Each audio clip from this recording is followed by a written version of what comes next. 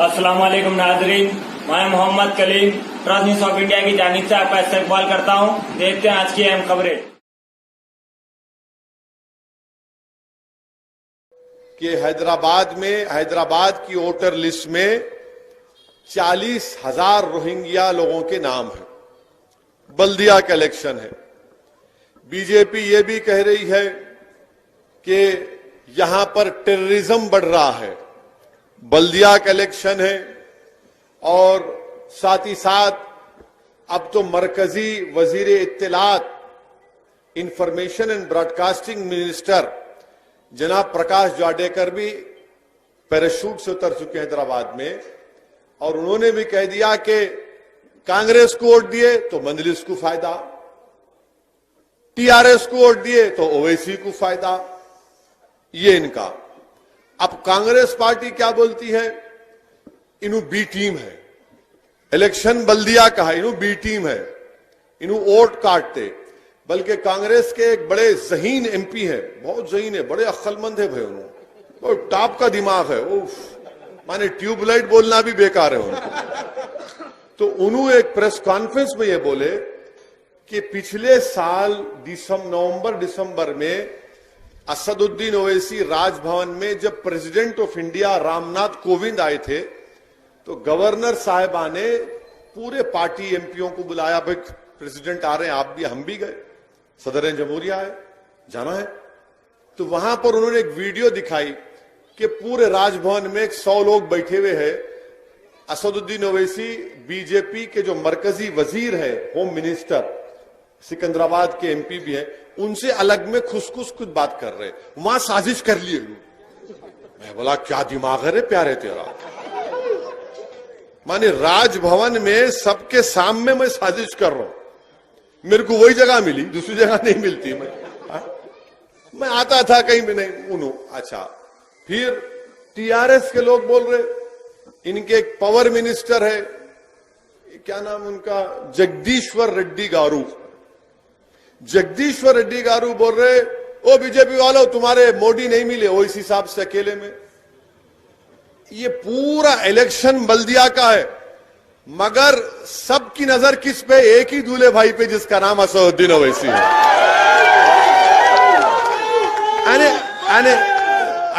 अजीब बात है। बात करना था बल्दिया की, नहीं मजलिस असदुद्दीन ओवैसी।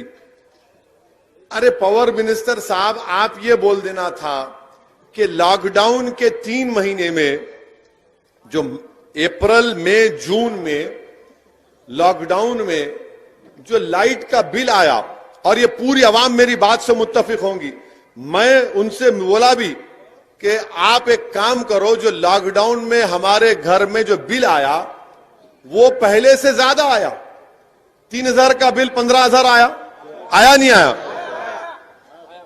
जहां 2,000 था वहां 15,000 आया। मैं बोला भाई साहब एक 100 यूनिट माफ कर दो, 3 महीने के, 3 महीने के एक महीने के 300 यूनिट, 3 महीने के 300 यूनिट माफ करो। नहीं, पावर मिनिस्टर है तो उनको फिक्र है, असदुद्दीन ओवैसी मोदी से अकेले मिले। अरे मैं उम्र हो गई, अब मैं नहीं कर सकता, और एक बस है, एक में ही परेशान हूं। ये दरियाफ्ती की उम्र नहीं है ना। लाइट व्हाइट बाल भी आ गए, देखो आप, इसका तो ख्याल करो। हर हमारे पीछे पड़े हुए हैं। अब हम एक की पीठ पकड़ लिए तो छोड़ते नहीं, याद रखो। फिर अब इनको नहीं मालूम एक की पीठ का मतलब क्या, हैदराबादियों की मालूम, एक की पीठ। हाँ, अब बीजेपी वाले ने इनको वोट दिए तो इनको फायदा, उनको वोट दिए तो उनको फायदा। अरे तुम दो ना कर दो, मेरे को फायदा होगा इंशाअल्लाह होगा। इनको वोट दिया। अरे बीजेपी वालों, ये बताओ आप, 2019 से लेकर 2020 नवंबर तक आपकी हुकूमत ने तेलंगाना और हैदराबाद की तरक्की के लिए मिनिस्ट्री ऑफ अर्बन अफेयर्स के तहत आपने हैदराबाद की तरक्की के लिए कितना पैसा दिया? हैदराबाद में सैलाब आया था, बहुत सी जगहों पर सैलाब आया, बारिश आई, कई लोगों के हजारों की तादाद में घर का सामान खराब हुआ, बर्बाद हुआ, लोगों की जानें गई। मरकजी टीम आई कब आई? जब पानी पूरा उतर गया था। खैर आए हाफिज बाबा नगर के पास, मैं उस टीम को रोककर, मैं उस टीम के ऑफिसरों को बोला कि जरा रोकिए गाड़ी। अरे हम जाना है, मतलब नहीं जा सकते, ठहरो जरा, उतरो, बात करना है दूल्हे भाई से, उतरो जरा। तो खैर उन्होंने बड़ी मुश्किल से क्या है बोले। मैं बोला देखिए गवर्नमेंट का जियो है, अगर गवर्नमेंट ऑफ इंडिया यानी बीजेपी की सरकार तेलंगाना में, हैदराबाद में जो सैलाब से बर्बादी आई, अगर आप इनको फाइनेंशियल हेल्प करेंगे तो गवर्नमेंट के जियो में क्या लिखा हुआ है कि अगर किसी के घर में पानी आया, पार्शली डैमेज हुआ, तो 25% या 20% स्टेट गवर्नमेंट, बाकी गवर्नमेंट ऑफ इंडिया। तो अब ये 10,000 रुपये जो मिले आपको, उसमें एक एक घर को कम से कम 80,000 से 1 लाख मिलना था, तो बीजेपी वाले नहीं दिए। अगर बीजेपी पैसे दे देती तो जो गरीबों का नुकसान हुआ, जो 10,000 उनको मिले, उनको एक एक को 80,000 1 लाख मिलते। अब जब हम ये बात कर रहे तो उन्होंने बोल रहे नहीं दूल्हे भाई का जिक्र करेंगे, 80,000 की बात मत करो। अरे आप पैसे दे देते तो गरीबों का फायदा होता, नहीं उनको वोट दिए तो ऐसा। अरे भाई रोहिंग्या अगर हैदराबाद में है तो फिर अमित शाह क्या कर रहे, होम मिनिस्ट्री क्या कर रही, इंटेलिजेंस ब्यूरो क्या कर रहा? निकालो उनको, हमको, हम क्या रोक रहे हैं उनको? हमारे को क्या करना है? नहीं वोटर, अच्छा वोटर लिस्ट में तो बताओ, वोटर लिस्ट चलो निकालो, एक 100 नाम दिखाओ हमारे को इलेक्शन होने तक। मैं चैलेंज कर रहा हूं, 100 नाम दिखाओ तुम, चलो। वो भी नहीं दिखाते। अच्छा वोटर लिस्ट मैं दारुसलाम में बैठ के बनाता हूं। अब बोलो, दिमाग देखो प्यारों का, क्यों ट्यूबलाइट भी बोलना बेकार है लोगों को, थम्स अप भी नहीं बोल सकते उनको। वोटर लिस्ट मैं बनाता हूं, वोटर लिस्ट आप बनाते हो, voter list election commission of India बनाता है, voter list state election commission बना। नहीं 40,000, अरे निकालो ना, 1,000 नाम तो दिखाओ। मगर मकसद क्या है कि यहां पर हो जाना, और ये डर पैदा, रोहिंग्या अगर कहां है, हां रोहिंग्या है, उनको government of India, United nation मिलकर एक कार्ड दिए, कार्ड, वो कार्ड पे उनका आपका रिकॉर्ड है, कोई एक गलती करता पकड़ो को रोक रहे आपको। मगर नहीं 40,000 यहां पे है, और उन्होंने ऐसा कर रहे, इन्हों वैसा कर, अने बल्दिया इलेक्शन है पूरा गायब।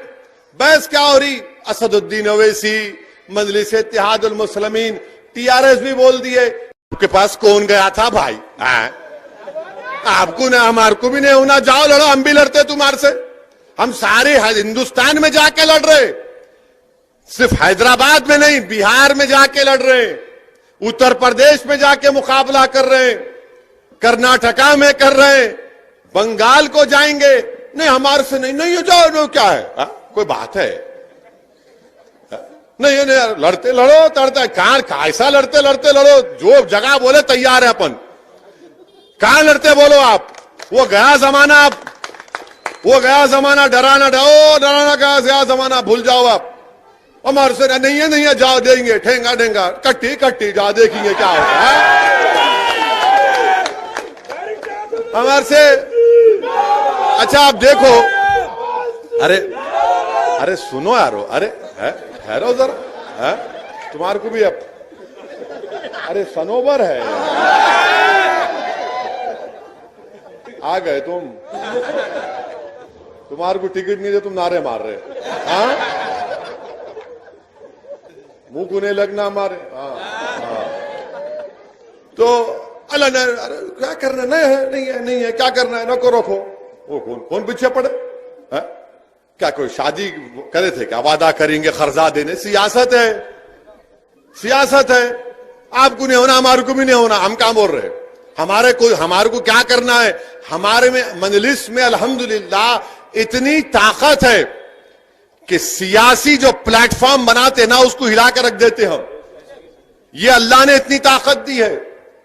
अब बार बार पूरा, मेरे से आज मीडिया वाले रगड़ा में दौरा कर रहा था, यही बोले, इन्हों ऐसा बोले आपके बारे में, इन्हों ऐसा बोले, इन्हों ऐसा बोले, इन्हों ऐसा बोले। अब मैं सोच रहा था क्या बोलूं, तो अचानक माशाल्लाह दिमाग में 3 मार शुरू हो गया। तो मैं बोला देखो, हैदराबाद में कहावत है, गरीब की जोरू सबकी भाभी कहते है ही नहीं है। है ना? वो क्या है? मैं लाओ जाके समझो अब नहीं, बस आप हर चीज पर नहीं समझा सकते। ये क्या है? बोला यही है, करीब की जोरू सबकी भाभी। अरे कुछ इलेक्शन हो रहा, अच्छा बीजेपी वाले वो निकाले इलेक्शन मैनिफेस्टो। उस इलेक्शन मैनिफेस्टो में तो मजा आ गया। कैसा मजा आया? मोदी की फोटो नहीं है, भाई की फोटो है यार। अब बता, हैदराबाद के 150 सीट है मगर फोटो किसकी असउद्दीन ओवैसी की, और वो भी कैसी? टोपी पहन के दाढ़ी की फोटो। आ गए नहीं आ गए बोलो आप देखो, आप ये मजलिस की ताकत है। अने इनको हमारी फोटो लगाना पड़ रहा, मोदी की फोटो पे वोट नहीं मांग रहे बीजेपी वाले, ओवैसी की फोटो दिखा रहे। अरे भाई साहब, इतनी बड़ी तादाद में हमारे हिंदू भाई, दलित भाई, ओबीसी से ताल्लुक रखने वाले मजलिस में शामिल हो रहे, आप ये समझ रहे ओवैसी की फोटो दिखाएंगे तो नहीं बोलता अब वाह क्या हैंडसम है रे? बोलते ना, हर आदमी अपने आप को हैंडसम बोलता, मैं भी बोल सकता हूँ। ये तो मेरी अम्मा है, फिर घर में हमारे और है, उन्हें बोलेंगे तुम क्यों नहीं बोले, तो बोलना पड़ता, मगर देख के बोलेंगे अरे वाह इन्हें अच्छा ही दिख रहा है, इन्हें गुड लुकिंग, नॉट बैड। और हो सकता है कि फोटो पे भी वोट मिल जाए इंशाअल्लाह होता। तो ये इलेक्शन को एक तमाशा बना के रख दिए, एक तमाशा बना के रख दिए। ये नहीं वो नहीं, अरे बल्दिया का इलेक्शन है, मगर बल्दिया के इलेक्शन में तमाम मुद्दे, हाँ लाल टेकरी वार्ड में काम होना है, तकालीफ भी हुई, और तकालीफ दोबारा आपको नहीं होंगी, मैं आपसे वादा कर रहा हूं इंशाअल्लाह ताला वो तकालीफ नहीं होंगी। जो तकालीफ हुई मुझे पूरी इंफॉर्मेशन है उसकी, और इंशाअल्लाह ताला वो तकालीफ आपको नहीं होने देंगे। और इंशाअल्लाह ताला हम आपके सामने एक बेहतरीन उम्मीदवार को लाए हैं। मेरी आपसे गुजारिश है कि आप अपना एक एक वोट का सही इस्तेमाल करिए, वोट को जाये होने से बचाइए। और ये बल्दिया का इलेक्शन इसलिए इंपॉर्टेंट है, ये सिर्फ लाइट बोरी नल का नहीं है, यकीनन ये रुकने बल्दिया की जिम्मेदारी है, मगर वोट हासिल करने का मकसद इलेक्शन जीतना भी है, मगर वोट हासिल करने का एक मकसद यह भी है कि यकजहती पैदा हो, ब्रदरहुड जिसको अंग्रेजी में कहते, ब्रदरहुड पैदा हो। और इसकी मिसाल क्या है कि मजलिस पर इल्जाम लगाते कि मजलिस फिरका परस्त पार्टी है, कम्युनल पार्टी है। जो मजलिस पर इल्जाम लगा रहे, मैं उनसे पूछ रहा हूं, बताओ 6 साल से जब से तेलंगाना बना, अल्हम्दुलिल्लाह शहर हैदराबाद में कोई कम्युनल राइट नहीं हुआ, कोई गड़बड़ नहीं हुई। क्या इसका क्रेडिट थोड़ा तो कुंचम मजलिस को नहीं देंगे यार? थोड़ा तो दो, हम तो है ना। और मैं आपको याद दिला रहा हूं, मैं आपको याद दिला रहा हूं, अपनी अना की तस्कीन के लिए नहीं कह रहा हूं। 2008 में जब मरहूम कायद सालार मिल्लत का इंतकाल हुआ था, इसी चिंतल बस्ती में हिंदू और मुसलमानों में झगड़ा हुआ था। मैं अपने वालिद की तदफीन के बाद अपने घर में बैठा हुआ था, रमजान का महीना था, शायद चांद रात थी। उस वक्त को टेंशन हो गया था चिंतल बस्ती में, तो मेरे को फोन आया, मौजम नाब एमएलए थे, यहां के आपके जिम्मेदारों ने फोन करके कहा कि असद साहब जरा इमरजेंसी है। मैंने कहा बोलिए। बोले ऐसा वाकया हो रहा, जरा आप आ जाओ। मैं 1 मिनट भी नहीं सोचा, अपनी मां के पास बैठा था और कहा था, हमारी मां ने कहा कि जाओ। मैं दौड़ता हुआ आपके दरमियान में आया। उस वक्त टास्क फोर्स में एक ऑफिसर थे, कमलासन रेड्डी थे। उनके साथ बैठ के हम हमारे हिंदू भाइयों से बात किए, मुसलमानों से बात किए। बात तो ज्यादा गड़बड़ हो गई थी, खत्म कराए 3-4 घंटे तक। अरे उस वक्त भी हम दौड़ते हुए आए और ये इल्जाम लगाते, अरे दारुसलाम को आके देखो कभी। दारुसलाम वाहिद सियासी दफ्तर है जो सिवाय जुमे के हफ्ते का 6 दिन खुला रहता है। टीआरएस का, टीडीपी का, टीडीपी तो बुझ गई, टीआरएस है, कांग्रेस है, ये भी चले आते, और बीजेपी है। इनका दफ्तर कब एक्टिव होता? इलेक्शन का जब सीजन आता, लबा बाजा बजरा, उसका इलेक्शन खत्म हुआ, ऐसा दिखता वीरान खंडर होगा। मजलिस का जो दफ्तर है साल के 12 महीने खुला, वहां पर कोई भी राजमोहन का नाम लेकर आ सकता है या नहीं भी लेकर आ सकता, तो किसी से पूछा नहीं जाता कि तुम्हारा नाम क्या है। उन्हें आते आकर बोलते हमारा काम है, काम करो। हम कोशिश करते हैं उसका काम करने की। हर मजहब के लोग सीधा अंदर आ जाते। एमएलए बैठे, कॉर्पोरेटर बैठे, और कॉर्पोरेटर का काम क्या है? दारुसलाम को आए तो रजिस्टर में साइन करना पड़ता। मैं आया यहां पे 15 दिन में एक मरतबा मैं देखता हूं कि इसीलिए मजलिस को कामयाबी मिलती। हां, गलतियां भी हैं, नुक्स भी है, उसको दूर करना है, मगर ये जो सिस्टम मरहूम कायद सालार ने पैदा किया, उसको शुरुआत की, उसको हमको लेके आगे बढ़ना है, उसको मजबूत करना है। और जो लोग मजलिस पार्टी पे इल्जाम लगाते, मजलिस फिरका परस्त है, मजलिस फुला है, अरे भाई साहब, हम बिहार को जाकर, बिहार में वहां पर 5 असेंबली सीट पर कामयाबी हासिल कर ली। जितना जब इलेक्शन हो रहा था तो कांग्रेस पार्टी के लोग बोल रहे थे इन वोट कटवा है, वोट कटवा है। अरे मैं बोला भाई साहब, ये कटवा क्या है? ये नहीं, वोट काटते आप। बोला किसका वोट काटते? नहीं, आप बीजेपी को फायदा पहुंचाते। इतना इल्जाम हर जगह पे। अच्छा, हद तो यह हो गई कि राहुल गांधी का जलसा हुआ तो राहुल गांधी तकरीर में क्या बोल रहे मालूम आप? ये कौन बाहर वाला आया जो हेलीकॉप्टर में उड़ रहा है? क्यों, क्या आपके खानदान वाले उड़ेंगे हेलीकॉप्टर में? हमने उड़ना?